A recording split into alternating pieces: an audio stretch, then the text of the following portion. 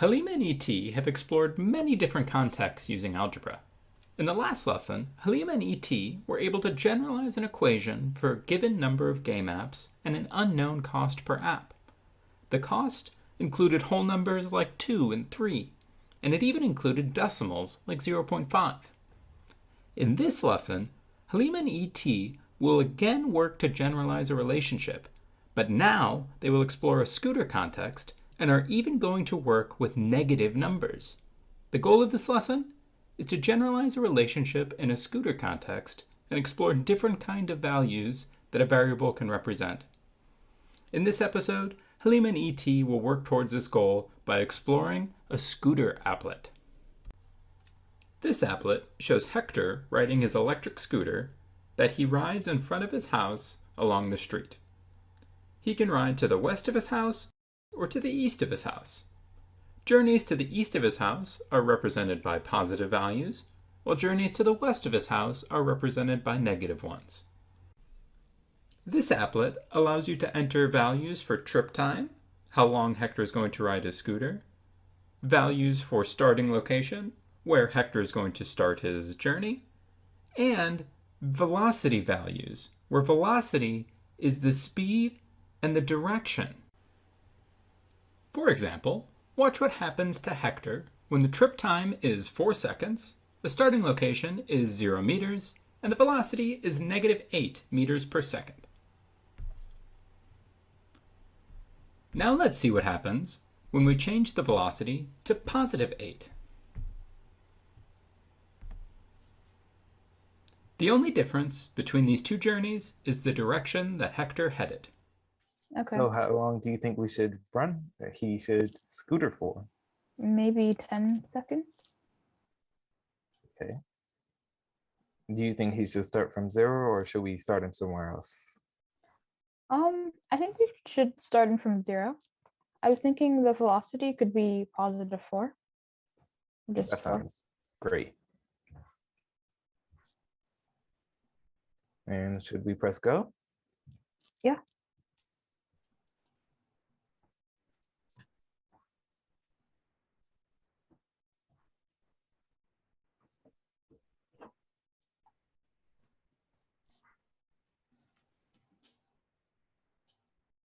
Well, that's interesting. Yeah.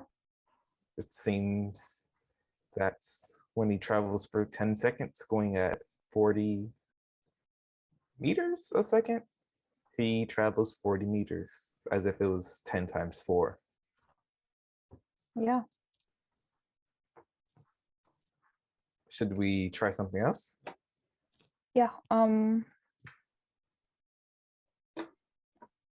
Maybe we could do 8 seconds. We should still start him from 0 or? Whatever you think. Let's start him at 0. How Do you about change the velocity too? how about the velocity be -7? Okay.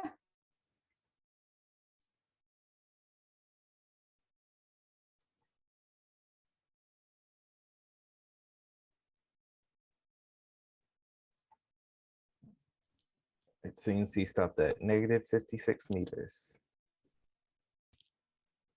Yeah. Do you get the gist of it? I do. Are you ready to get down to and dirty? Oh, yeah. It really does seem like, whatever the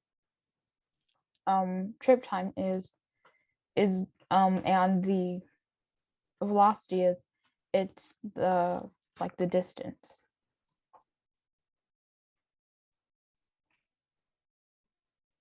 Yeah, that makes a lot of sense. Haleemah and ET have worked together to come up with a conjecture when the start location equals 0. They said that it seems like whatever the trip time is, times the velocity gives the distance from where Hector started. Do you agree with this conjecture? What if the starting location is something other than 0? Watch how Haleemah and ET work together to think of another scenario where Hector starts away from home. Do you think if we were to do to start the location at like a higher or lower number, it would be whatever the trip time is and velocity is minus or added? You know what I mean? Yes. Yeah. So should we start them at 50? 50. Okay. And do you want to change the trip time or the velocity? No, I actually want to see if it's going to be, I want to kind of test my theory and see if it's going to, if the distance is going to end at 6 or at -6,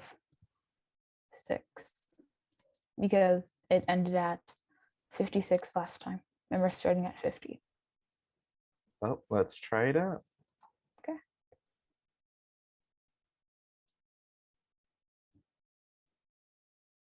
You were Good. right. So that's interesting that the trip time and the velocity seem to get multiplied and then get subtracted by the start location.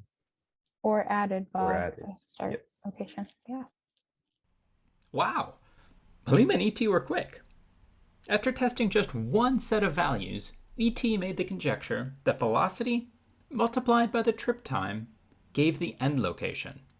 Then, Haleemah added to this conjecture by saying that the starting location can then be subtracted or added to that multiplication. And it looks like they may be right. In the next episode, they will work with their conjecture, but with some trickier numbers.